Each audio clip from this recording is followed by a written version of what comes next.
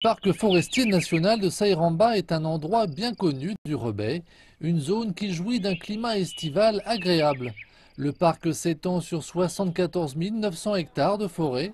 Cet environnement rafraîchissant fait du parc un endroit idéal pour échapper à la chaleur de l'été. Je me sens très détendue et ici c'est confortable. Le temps est frais, l'air est frais, c'est un parc magnifique. C'est un endroit tellement magique. Il y a un désert près du parc, mais ici c'est comme une oasis avec des zones humides. Je pense que c'est très agréable. La présence d'une forêt à cet endroit est magique. Les incendies de forêt, la déforestation et les guerres permanentes ont amené certaines parties de ce parc à se transformer en zone désertique à la fin de la dynastie des Qing. Les vents du nord ont par la suite contribué à étendre ce désert jusqu'en Mongolie intérieure. L'expansion a menacé l'environnement de Beijing et c'est en 1961 que les forestiers ont d'abord été envoyés ici pour arrêter l'invasion. En 1961, cet endroit était un vaste désert. Des experts ont voyagé jusqu'ici et ont constaté la présence de ce seul mélèze. Ils étaient si enthousiastes car cela signifiait qu'il était possible de planter des arbres dans cette région.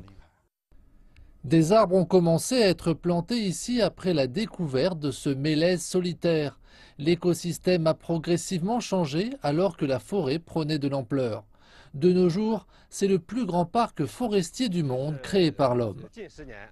En comparant les 10 dernières années aux 10 premières qui ont suivi les premiers reboisements, la quantité de précipitations a augmenté. Les conditions météorologiques extrêmes et le nombre de journées extrêmement venteuses ont également été réduits. Les changements ont également contribué à réduire le nombre de tempêtes de sable dans la capitale Beijing. Par ailleurs, le potentiel touristique du parc pourrait permettre de générer des revenus considérables. Cependant, les autorités développent le secteur de manière conservatrice.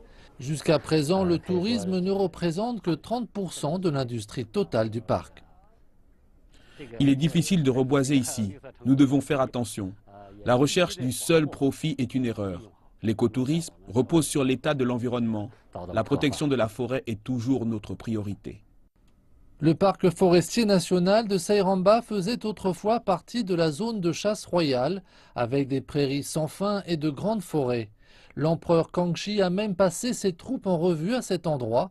Pendant longtemps, ces terres sont restées dévastées, mais 55 ans plus tard et après les efforts de 3 générations d'experts, la beauté des lieux est de retour. Ces arbres sont maintenant debout, gardiens de cette terre aussi fidèles que l'étaient les soldats de Kangxi.